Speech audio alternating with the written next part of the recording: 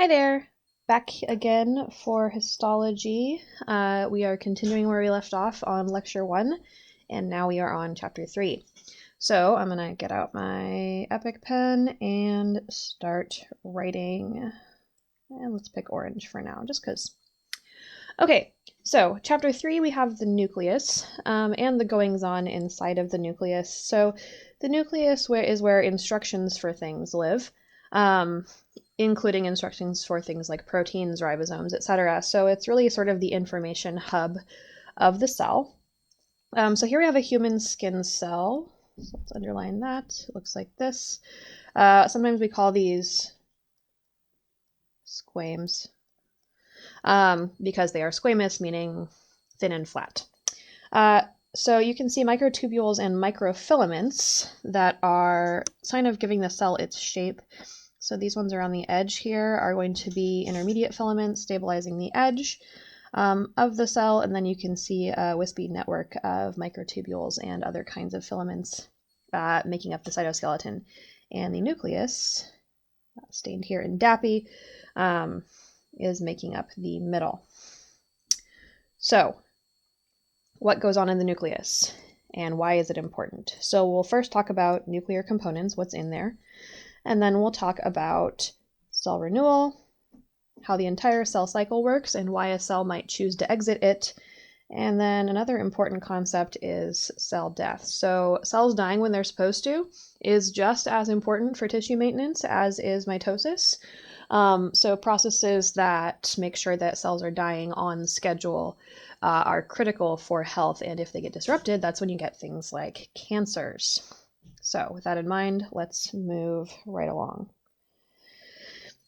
Okie doke. So the nucleus is the cell's genetic control center. So the word genetic here should signal to you that it is the place in the cell where genes live. And genes are sequences of nucleic acid that code for proteins. That is the central dogma of molecular biology. So nucleic acid sequences in DNA code for proteins. Those proteins are made using mRNA, and they are produced by ribosomes. So we'll go through all of that. So the nucleus is responsible for controlling the cell's activities and also for inheritance. So an important process in the division of cells is organization of the nuclear DNA such that it is duplicated first and then divided evenly. So it's very important that each daughter cell gets the same amount and same DNA. So the DNA doesn't just sit sort of naked inside of the nucleus. There is some order to it, and the order is contingent upon the presence of both proteins and DNA. So the complex of the two, we call that chromatin. So the proteins are primarily histones, and the DNA is, of course, deoxyribonucleic acid. The nuclear envelope is what surrounds and delineates the nucleus from stuff that's not nucleus, and this has two membranes. So there's an outer and an inner, and it has large pore complexes, which you can see here in pink, that allow material to flow in and out of the nucleus. So for example, once RNA polymerase makes an mRNA transcript of a gene, how does that get translated unless it gets out of the nucleus? So it has to translocate out of the nucleus via one of these pores in order to make it to a ribosome, either on the rough endoplasmic reticulum or just floating about in the cytoplasm. The nucleolus is one thing that students often confuse for the nucleus, both conceptually and histologically, and that is a big mistake. So the nucleolus is an electron-dense region inside of the nucleus, and this is because it contains transcriptionally active ribosomal RNA genes, RNA and proteins. So you can kind of think of the nucleolus as being the ribosome synthesis hub, and because ribosomes are critical for protein synthesis, and protein synthesis happens always, the nucleolus remains very active and therefore very electron dense. So let's ribosome center. So not where ribosomes are, but where the plans for them live and where they are sort of created and assembled. The nucleoplasm is any nuclear contents other than chromatin and the nucleolus. So this typically is just sort of an aqueous solution that sort of resembles the cytoplasm, and this is going to include things like ATP, ADP, and inorganic phosphate, dissolved ions, other small signaling factors, and various other things, just that aren't either of the other two things. Okay, so I mentioned chromatin, and I mentioned that the storage of DNA in the nucleus is not random, it's ordered. And it becomes even more ordered prior to a cell's dividing. So imagine you have a giant ball or wad, rather, a wad of yarn. Maybe it's been sitting in like your yarn drawer and getting increasingly tangled up. And you can see that there are two colors of yarn in this wad, but they're all intermingled with each other. So your job is to try and make two discrete balls of yarn of equal size out of that wad. How do you do that? Well, step one, you'd probably find an end of one of the colors and begin forming a yarn ball, and begin separating them and wrapping and packaging the independent yarn colors until from one giant sort of tangly mess you had two discrete balls of yarn. The packing of chromatin is similar. So the unfolded DNA is a double helix, as you should know by now. It's about 2 nanometers in diameter, but it's quite long. So it has the potential to get quite tangled. So chromatin consists of this motif where each of these little guys is a histone. And histones have a general form, they're tetramers. So they kind of look like this, where they have two subunits that are sort of wedge-shaped. So these are identical but separate, and then two other ones which are also wedge-shaped but have a slightly different amino acid sequence, and then they come together to form a cylinder. So if you were to look at this from the side and switch to black, you would see something that looks like this kind of, and then the DNA wraps around like so. So it comes along, goes around again, and off. So it goes around once, twice, and a half, and then the string goes to the next histone. So that's kind of what's going on here. All right, let's get rid of all that. So after the beads on a string sequence, you get the sort of contraction of those beads on a string and some more wrapping. So the beads on a string get complex with each other to form this denser arrangement. And then there's a chromosome scaffold, which is another long protein, and this fiber is going to loop up and stick to that. So euchromatin is what we call this stuff, and that itself gets packed up into heterochromatin, which is the substance that forms one of the legs of the chromosome. So we call this phenomenon supercoiling, which just means that it's a coiled coil that is coiled. So lots and lots of levels of organization here. That's an important concept. Okay, so moving on to the nuclear envelope. This is an important structure. So as I mentioned, it's a double membrane. So you can see down here, we've got the inner and the outer membrane. So outer is here, inner is here. And this surrounds, so here we have some chromatin, here's the nucleolus, and then the nucleoplasm is all of this stuff. So the outer membrane of the nuclear envelope is actually continuous with the RER. So they're not separate or discrete, they connect to each other. And that makes sense, right? Because the instructions for proteins are in here in the form of genes, and then they leave the nucleus in the form of mRNA and go to ribosomes, which are all over the RER. So that makes a lot of sense. So over here we have a nice, cartoony drawing, and here we have the nucleus. The inner membrane is here and here, and the outer membrane is here and here. And the outer membrane appears lumpy because it has ribosomes on it. And it's also, as you can see here by these folds, continuous with the rough endoplasmic reticulum, so they're not actually different.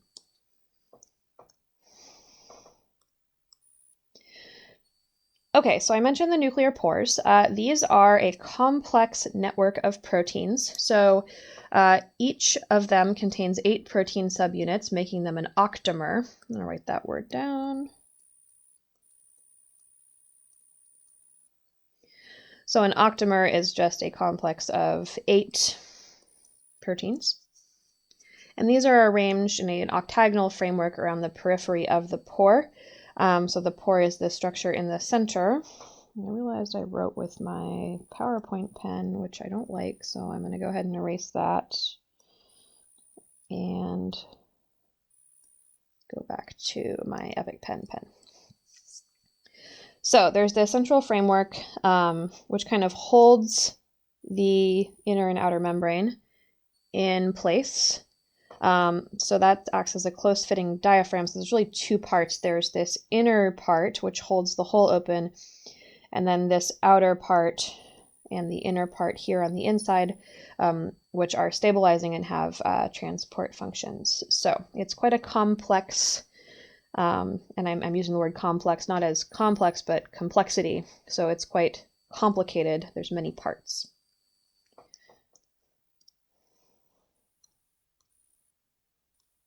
There we go. Okay, so I mentioned previously that just as important as cell division, cell death is also important. So that means if each of these are critical for tissue health, what does it look like to have a normal, healthy tissue? So homeostasis, which just a quick definitional note, because it's always good to remind ourselves of sort of basic biology terms, just to make sure that we're checking in with adding the knowledge that we're learning to the knowledge we already have and keeping the knowledge we already have sort of fresh. So homeostasis is maintaining internal constancy in spite of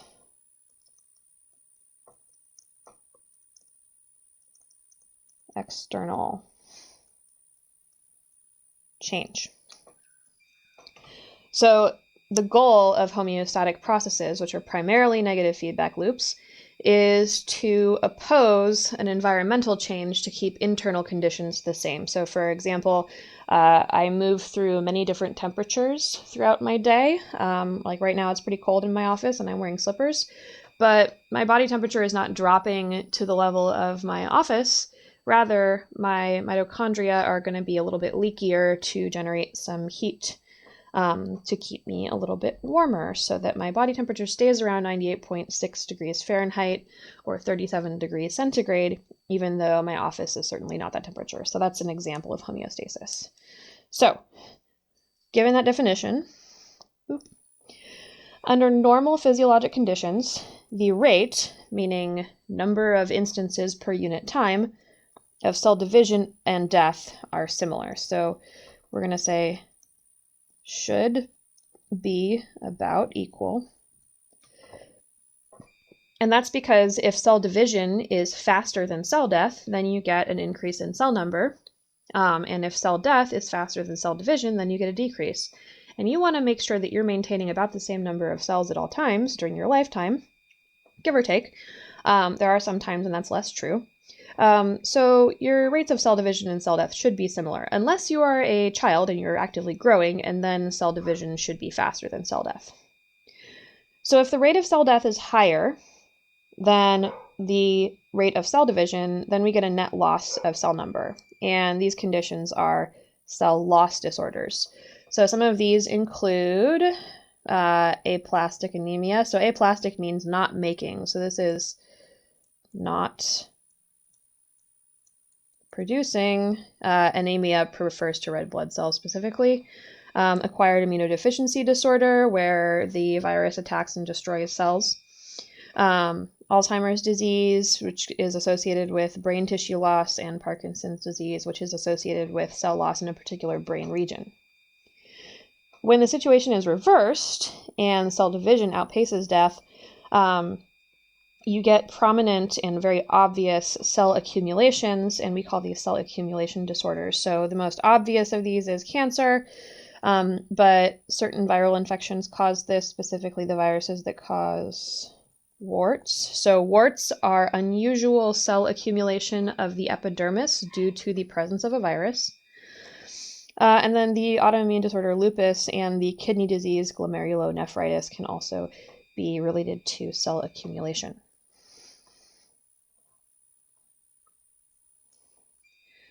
Okay, so the cell cycle. This is a series of steps that cells will take, both during mitosis, so when they're actively dividing, but also between mitotic events, so when they're just kind of minding their own business, doing regular cell stuff. So somatic cells in the adult organism may be classified according to their mitotic activity. So what this really refers to is how often do they divide? Is it frequent? Is it infrequent? And or have they exited division altogether? So are they just not dividing anymore for some reason, or are they not supposed to divide and they are dividing? So interphase is just any time that is, not mitosis. And then cell division includes mitosis and cytokinesis. So I want to be really strenuous in pointing out mitosis and cytokinesis are not the same thing. So mitosis is specifically division of the nucleus. Cytokinesis is division of everything else. So we have G1 in interphase, which is growth. And this is when the cell is getting bigger. So after mitosis, the two daughter cells are smaller than the original cell, so they have to grow. S phase is DNA synthesis. So S refers to synthesis of DNA specifically. And this is when chromosome duplication occurs. So you would expect to see DNA polymerase active during that time. And then G2 is completion of cell growth and getting ready to divide. So DNA has been duplicated, cell has grown big enough to divide in half, extra organelle has been completed, and it's basically ready to go. Okay, so let's look at our medical application here before we move on. Tissues that are either stable or have rapidly renewing populations. An example of this would be skin. Can include cells that become transformed to grow at a higher rate in an uncoordinated manner. So not only would you see unexplained higher rates of cell growth resulting in accumulation, but you would also see uncoordinated growth. And so that implies, and I'm going to move this here, dysregulation of cell cycle. So for example, during S phase, chromosomes are duplicated, and during mitosis, the nucleus is duplicated. In some neoplasias, neo means new and plastic means to make. So in some neoplasias, which are groups of cells that are proliferating but aren't supposed to, one histological sign of those is not only too many cells, but cells with unusual morphology. So maybe cells that are large and have a lot of cytoplasm and have multiple nuclei when they're not supposed to. That would be a sign of a neoplasia. So that's just one example. There are others, but usually these are things that a skilled pathologist can look at a microscope slide and observe. I do want to stress that not all neoplasias are cancerous, so they can be benign, which means they have slow growth and they have clear margins. So they don't reach out little tendrils and invade neighboring organs, and they don't hop into the bloodstream and go elsewhere. They just kind of stay where they are. So an example of benign neoplasias are teratomas. Malignant ones are termed cancer, and these are ones that have lots of rapid growth and a great capacity to invade other organs. So the rapid growth is often due to the release of angiogenesis factors. Angiogenesis means the creation of new blood vessels, so some tumors will put out these signals and attract new blood vessels to be constructed to the tumor. And they also shed cells that can travel in the bloodstream and in the lymph to other locations. So that's how you get malignant tumors.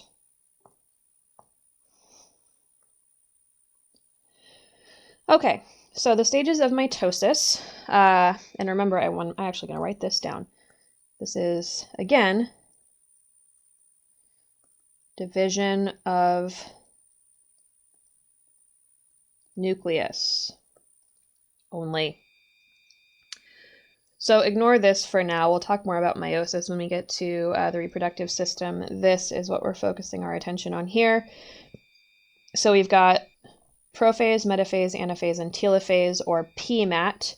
A lot of students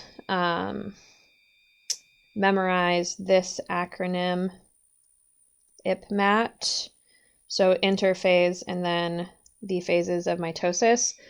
That's fine, but you have to keep in mind that this has 3 stages of its own, and this is mitosis only. It doesn't include cytokinesis. So if you really wanted to be accurate, you would put IPMAT-K, which would account for cytokinesis. So just something to be careful of conceptually, because the more times you practice it wrong, the more times you'll get it wrong, and then that makes you more likely to get it wrong on assessments, which is not ideal, right? Because we all want that A. Okay, so apoptosis versus necrosis. It's important to note that apoptosis is cell death that's supposed to happen, so we call it programmed cell death. So this is built into cells or induced in them by immune cells. So it's basically a cell undergoing death when it's supposed to. Necrosis is cell death as a result of pathology. So necrotic tissue is not something you would expect to see in a healthy tissue. This is a result of disease or bad stuff. So on the left side, we have necrosis. And basically, this is when the membranes of cells are compromised and the internal contents of the cell begin to cause water to enter. Oops. Let's go over here. And if you're hearing background noise, I apologize for that. There's some people in my house. I wasn't there to answer the door. I don't know who they are, but they're talking very loudly. So if you're hearing that in the background, my bad. I'm hoping my mic is not sensitive enough to pick it up, but you never know. Okay, so you get water entering the necrotic cell. And also, another consequence of this is lysosomes begin to burst. And remember, lysosomes contain enzymes like hydrolases. And hydrolases perform enzymatic hydrolysis to break up polymers. And since most of what cells are made of is polymers, that ends up being really bad for the cell. So another consequence of this is you get an intense inflammatory response, which is why necrotic tissue is typically surrounded by an angry red zone of inflamed tissue.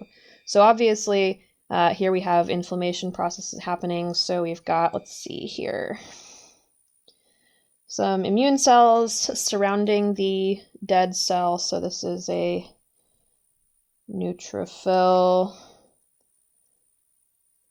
lymphocyte, and a macrophage. So these are the immune cells that are coming in and mediating this inflammatory response and attacking the leftovers of this necrotic cell. Okay, so apoptosis. This is when a cell is supposed to degrade. And so instead of, you'll note that the major difference here is that over here on the necrosis side, we have membrane integrity being compromised. Not so for apoptosis. So you get DNA fragmentation, which takes the nucleus out of commission. The cell loses volume and organelles are disposed of. And then you get a bunch of these little, so this is called membrane blebbing. A bleb is where a membrane piece containing a kind of a hodgepodge of things sort of pinches off to become a non-functional cell part. And that forms apoptotic bodies, and these can be effectively cleaned up without an inflammatory response by the immune system.